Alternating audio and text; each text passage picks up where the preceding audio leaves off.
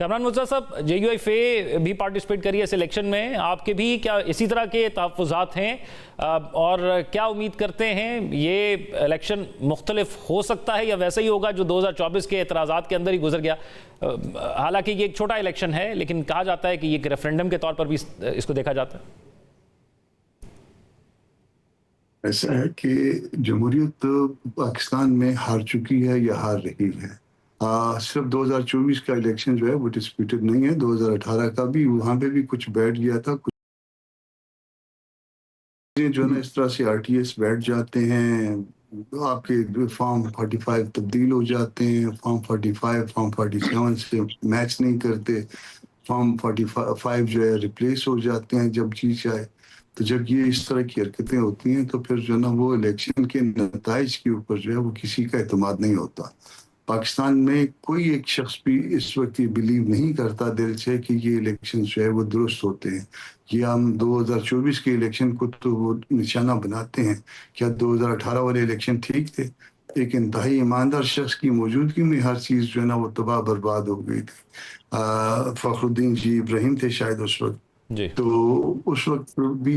سب کچھ ان کی موجودگی میں بلڈوز کر دیا گیا تھا۔ تو اگر الیکشن کے نتائج کسی اور نے مرتب کرنے ہیں تو پھر میرا خیال ہے کہ وہ اپنی مرضی کے لوگ چن لیا کریں، اور اس کے نتیجے میں جو بھی سیٹ اپ چلے گا لولا لنگڑا، اور اسی طرح سے لولے لنگڑاتا پاکستان جس طرح سے آج چل رہا ہے اسی طرح سے چلتا رہے گا۔ اللہ اس کو خیر دے، اس ملک کو اللہ پاک اس کو قائم اور آباد رکھے، مگر یہ جو اس کو تباہ کرنے والے ہیں وہ اسی کے پیچھے لگے ہوئے ہیں کہ کس طرح سے اس کے سارے نظام کو تباہ برباد کر کے چھوڑیں۔ آپ نے پوچھا کہ الیکشن ہم لڑ رہے ہیں، یقیناً ہم وہاں پہ بھی الیکشن لڑ رہے ہیں، مگر ہمارے چند حلقے ہیں اور وہیں ہم چند حلقوں تک اپنے آپ کو محدود رکھے ہوں، مگر کسی جو ہے وہ الیکشن فیئر اور فری الیکشن کی کوئی امید نہیں ہے۔ وہی نتائج ہیں، وہی کچھ ہوگا، وہی کچھ ہوا ہے جو 2024 میں۔ آپ سمجھتے ہیں کہ بدلا کچھ بھی نہیں ہے، سسٹم ویسا ہی ہے اور اعتراضات بھی ویسے ہی ہیں۔ کامران مرتضیٰ صاحب، کیا اس کا بہتر حل کیا ہے؟ ہم نے دیکھا کہ ہر الیکشن میں اعتراض بھی اٹھتا ہے، دھاندلی کی بات بھی ہوتی ہے، JB کا الیکشن ہے یہاں پر بھی اعتراضات اٹھ رہے ہیں، تو کیا جمہوریت کی اس خوبصورتی کے لیے یا جمہوریت کو بچانے کے لیے اس کا ایک پراپر احتجاج اور اس کو ریڈو کرنا ضروری ہے، یا پھر گو ود دا فلو کہ نظام کو بچانے کے لیے ہمیں چپ رہنا پڑتا ہے؟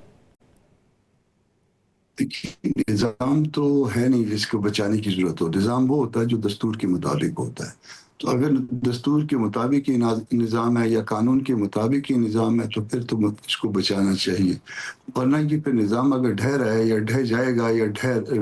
خود بخود جو ہے نا اس کے اندر کوئی ایسی دراریں پڑ چکی ہیں تو پھر یہ یقیناً جو ہے نا کسی وقت گر جانا اس نظام نے۔ ہمیں نظام سے دلچسپی نہیں ہے، اصل مسئلہ یہ ملک ہے، ہمیں اس ملک سے دلچسپی ہے، ہم اس ملک کو جو ہے نا وہ آباد اور قائم رکھنا چاہتے ہیں، مگر یہ نظام جو ہے اپنے آپ کو بچانے کے لیے ملک کو اس نے داؤ پہ لگایا ہوا ہے۔ اب مسئلہ یہ ہے کہ اس الیکشن تو ہوتا ہے، میں اور آپ الیکشن لڑیں